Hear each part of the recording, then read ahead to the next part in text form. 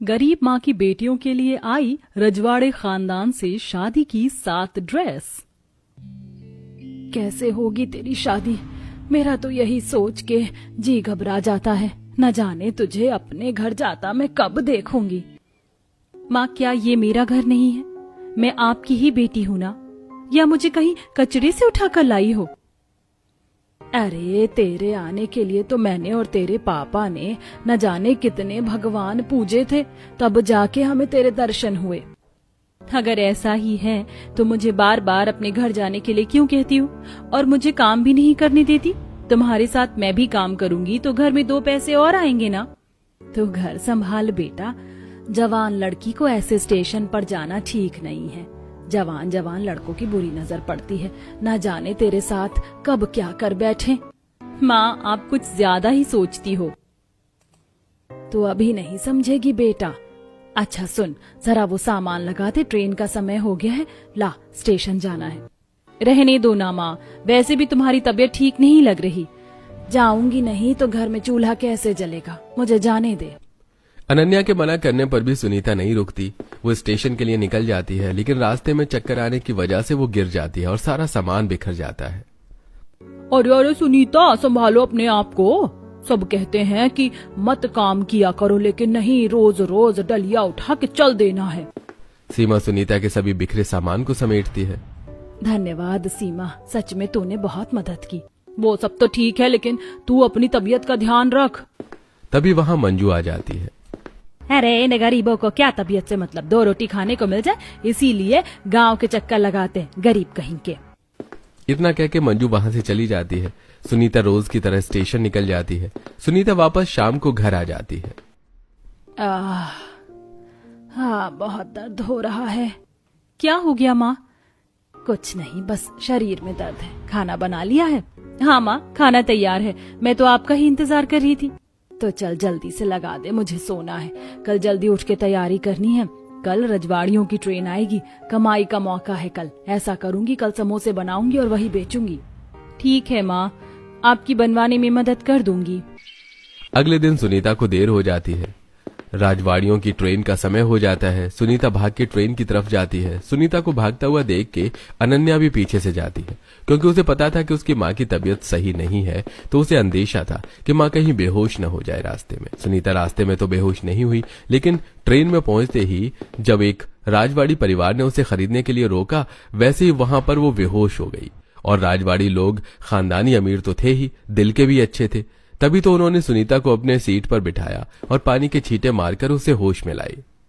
तुम ठीक तो हो? तब तक सुनीता की बेटी आ जाती है। अनन्या को देखकर राजेश्वरी की आंखें उसे एकटक निहारने लगती हैं और राजेश्वरी का बेटा भी उसे देखता रह जाता है। बेटा, ये माँ है तुम्हारी? हाँ, इनकी तबीयत ठीक नहीं है, लगता है इसीलिए बेहोश हो गई। तब तक सुनीता होश में आ जाती है।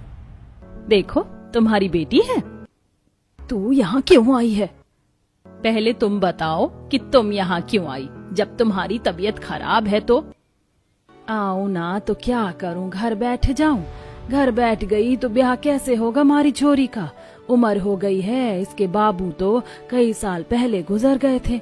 तब से एक ही डर लगा रहता है कि कहीं हमारी छोरी के साथ कोई कुछ गलत ना कर दे, इसीलिए स्टेशन पर आने ना देती।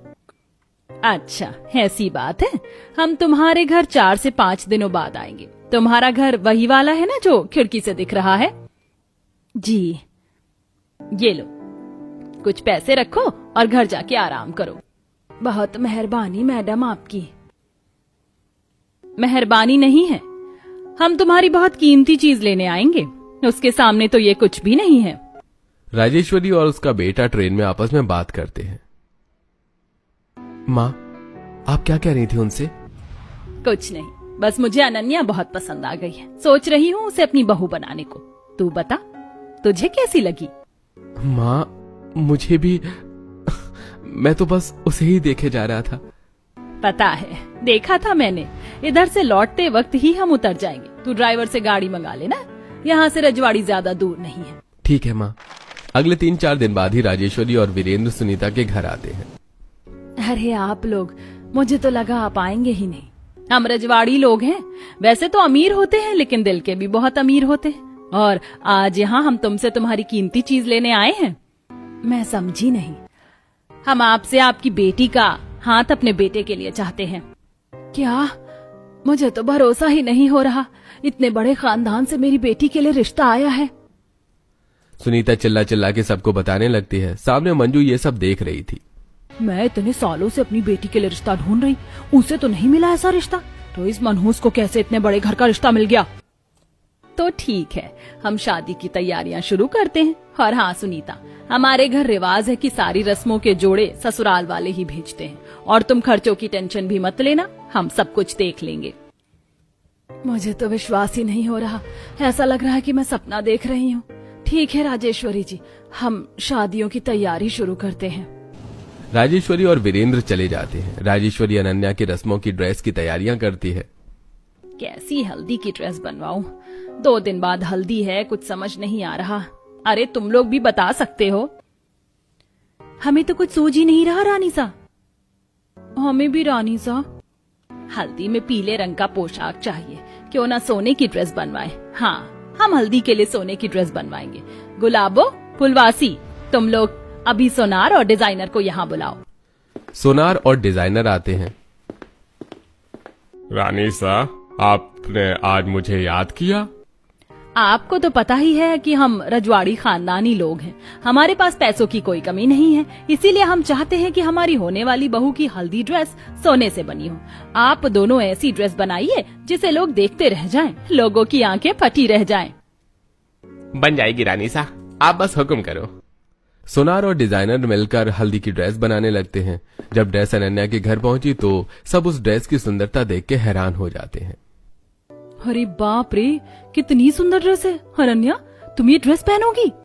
मेरी हल्दी है तो मैं ही पहनूंगी, पड़ोसी थोड़ी पहनेंगे। सच में ये ड्रेस तो बहुत सुंदर है, बहुत महंगी भी लगती है। हल्दी के लिए अनन्या तैयार हो जाती है। जैसे ही वो बाहर आती है सब देखते रह जाते हैं। देखो माँ, इस गरीब अनन्या के पास कितनी सुंदर हल्दी की ड्रेस है, आप मेरे लिए ऐसा रिश्ता क्यों नहीं ढूंढती हो? अरे चुप कर, ये गरीब सिर्फ दिखने में है, अंदर से तो बहुत चालाक हैं, तभी तो इतने अमीर लोगों को अपने जाल में फंसा लिया। अरे अनन्या, आओ आओ आओ, तुम्हारी ड्रेस बहुत सुंदर है, भगवान करे तुम्हें किसी की नजर ना लगे। सच में बहुत सुंदर ड्रेस है, हो भी क्यों ना, सोने से जो बनी है। सभी मेहमान अनन्या को हल्दी लगाकर उसे आशीर्वाद देते हैं और इस तरह से हल्दी संपन्न होती है। लेकिन अब रानी सा को मेहंदी की ड्रेस की चिंता थी।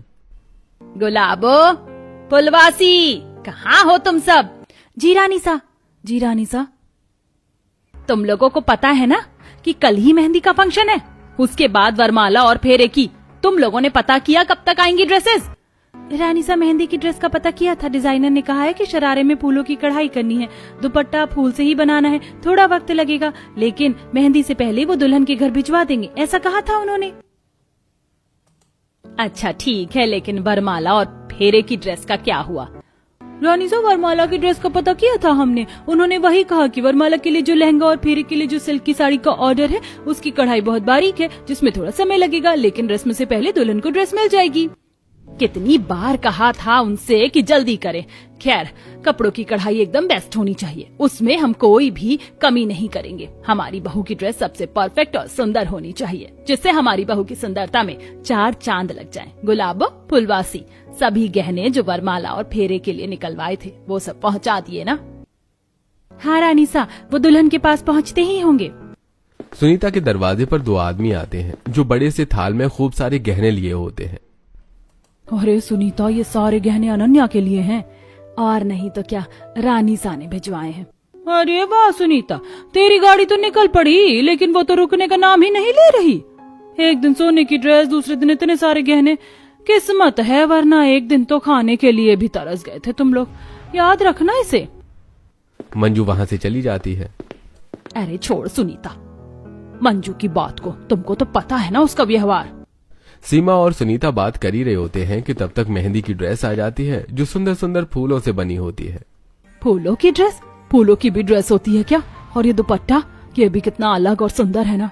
सच में अनन्या के ससुराल वाले तो कुछ भी करा सकते हैं, रजवाड़ी खानदानी जो है। अगले दिन मेहंदी की रस्म के लिए अनन्या फूलों वाली ड्रेस पहन के सबके सामने आती है। थू थू थू थू, नजर ना लगे, अनन्या बहुत सुंदर लग रही है बेटा। ये फूलों की ड्रेस मैंने इंटरनेट पर देखी थी, मेरा तो बहुत मन था लेने का लेकिन नहीं ले पाई। सुंदर लग रही अनन्या, कहना पड़ेगा सबसे हटके शादी हो रही तेरी। अब तो मैं तेरी वरमाला और फेरे की ड्रेस देखने के लिए बहुत बेताब हूँ। सभी अनन्या की ड्रेस की बहुत तारीफ करते हैं। मेहंदी शुरू होती है और सभी औरतें बन्नी बनने का गीत गाती हैं। बन्नी के गोरे गोरे हाथ मेहंदी लगाओ रे, इस पे बनने का लिख दो नाम, मेहंदी लगाओ रे। बन्नी हमारी चांद का टुकड़ा, बनना है राजकुमार, मेहंदी लगाओ रे।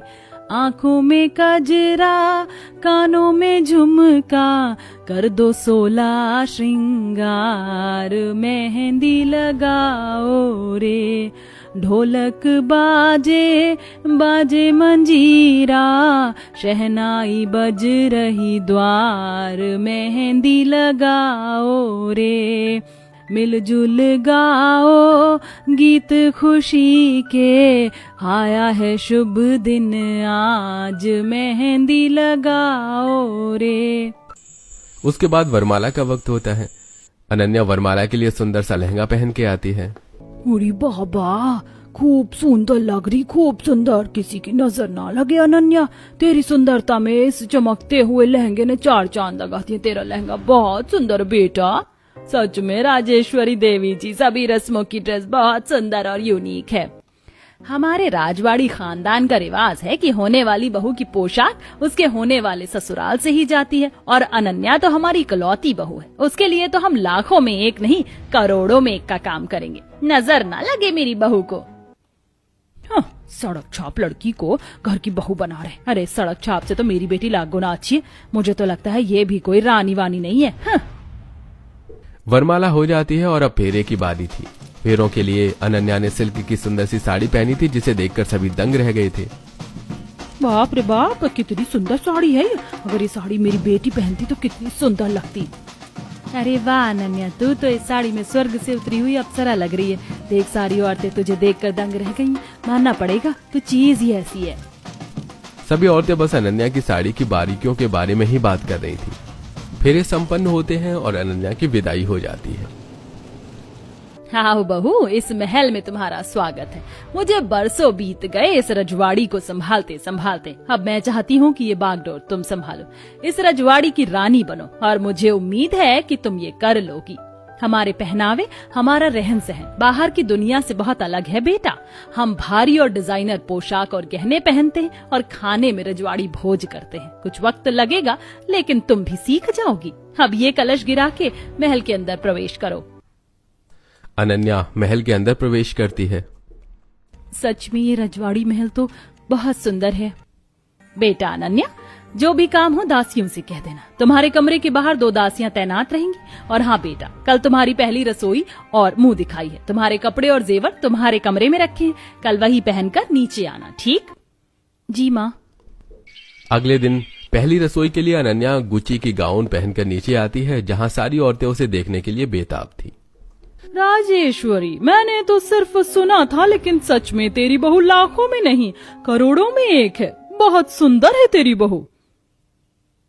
ये मुंह दिखाई नहीं पहली रसोई है, इसमें सिर्फ स्वाद लिया जाता है। बहू घूंघट डाल लो, वरना सब तेरा चेहरा देख लेंगे। अनन्या घूंघट डाल लेती है और रसोई में जाकर पहली रसोई की रस्म करती है। अनन्या सबके लिए खीर बनाकर लाती है और सब खाते हैं। अरे वाह राजेश्वरी, तेरी बहू सुंदरता के स्वाद से दिल जीतना भी जानती है। बहुत बढ़िया खीर बनी है। अच्छा अच्छा, जा बहू, जीत लिया तूने इन सबका दिल। अब मुंह दिखाई के लिए तैयार हो जा। अनन्या जाती है और मुंह दिखाई के लिए दूसरी ड्रेस पहन कर आती है, जो मनीष मल्होत्रा से बनवाई गई थी। क्या राजेश्वरी, इतने से देर के लिए तूने बहू से ड्रेस बदलवा दी? लेकिन कहना पड़ेगा ये शरारा कितना सुंदर लग रहा है। मनीष मल्होत्रा से बनवाया भी तो है। मनीष मल्होत्रा को तो जानती ही होगी ना? हाँ हाँ, उन्हें कौन नहीं जानता। वैसे तब तो बहुत महंगा भी होगा, नहीं? होगा कुछ 20-25 लाख का। मेरी बहू के लिए मैं पैसे नहीं देखती, जो अच्छा लग जाता है बस वही ले लेती हूँ। रजवाड़ी खानदान की इकलौती बहू, इतना ठाठ बाट तो बनता ही था। हाँ हाँ, रानी सा की इकलौती बहू जो है। सारे मेहमान चले जाते हैं। आजा बहू, तेरी नजर उतार दूं। सबने बहुत नजर लगाई होगी तुझ पर। राजेश्वरी अनन्या की नजर उतारती है। अच्छा सुन बहू, कल तेरा रिसेप्शन है। कल तुझे बहुत अच्छे से तैयार होना है। कल रिसेप्शन में बड़े बड़े लोग आएंगे तो किसी चीज की कमी ना हो। और हाँ, जेवर और कपड़े तेरे कमरे में पहुंच जाएंगे, ठीक? कल कौन कौन आएगा माँ जी? कल रजवाड़ी खानदान के लोग, मंत्री, उपमंत्री सब आएंगे। और हाँ, तेरे मायके से तेरी माँ और तेरे पड़ोसियों को भी बुलाया है। किसी की कमी महसूस नहीं होने दूंगी कल तुझे। सब तेरे आसपास रहेंगे। अरे वाह, थैंक यू माँ। अनन्या अपने कमरे में जाती है। अगला दिन रिसेप्शन होता है। सब लोग आ चुके होते हैं और अनन्या का वेट कर रहे होते हैं। अनन्या धीरे धीरे अपना गाउन पकड़ के सीढ़ियों से नीचे आती है और सबकी नजर उस पर टिक जाती है। ये तो बहुत सुंदर ड्रेस है। क्या किस्मत है, छोटे से झोपड़ी से सीधा महल, और अब सिर्फ सोने चांदी हीरे जवाहरात में ही खेल रही है। सही है राजेश्वरी जी, अनन्या तो सुंदर थी, लेकिन आपकी बहू बनकर वो चांद से भी सुंदर लग रही है। अनन्या तू बहुत सुंदर लग रही है। लगता है बहुत महंगा गाउन होगा। सिर्फ 5 करोड़ का है, डायमंड का है, लंदन से मंगवाया है। ये सुन के सभी औरतों को चक्कर आने लगता है। सभी औरतें हैरान रह जाती हैं। रिसेप्शन के दिन जो भी आता अनन्या की खूब तारीफ करता। सब में से बस एक अंजू ही थी जो सुनीता और अनन्या से जलती थी। रिसेप्शन खत्म हो जाता है और अनन्या अपने कमरे में आती है और उसकी आंखों से खुशी का एक आंसू गिरता है। मैं कितनी खुशकिस्मत हूँ जो इस घर की राजवाड़ी खानदान की बहू बन के इस महल में आई हूँ। आज मेरे पास दौलत, शोहरत, सब कुछ है। सब मेरी वाहवाही कर रहे हैं, मेरी तारीफ कर रहे हैं। काश आज बाबा भी यहाँ होते तो मुझे देख के कितना खुश होते। मुझे उनकी बहुत याद आ रही है। जीते जी उन्होंने बहुत दुख देखा है। हमने कितने दुख देखे। माँ की तबीयत खराब होने के बाद भी मैंने माँ को स्टेशन पर पानी बेचते हुए देखा है। मेरे साथ कुछ गलत ना हो जाए उसका डर देखा है। अनन्या ये सब सोच ही रही होती है कि तभी अनन्या की माँ सुनीता वहां आ जाती है। सुनीता अनन्या को रोते हुए देखकर आकर के पूछती है, अनन्या तू क्या रो रही है बेटा? क्या हुआ तुझे? किसी ने कुछ कहा मेरी बच्ची को? नहीं माँ, ये तो खुशी के आंसू हैं। देखो ना, मेरे चारों तरफ खुशियां ही खुशियां हैं। मैं दुखी क्यों होंगी? माँ तुम्हें याद है वो वक्त जब हम अपने घर के पुराने कपड़े पहन के ही त्योहार बना लिया करते थे? तब सब लोग हमारा कितना मजाक उड़ाते थे। कहते थे कि वो देखो, गरीब को पुराने कपड़े पहने हैं।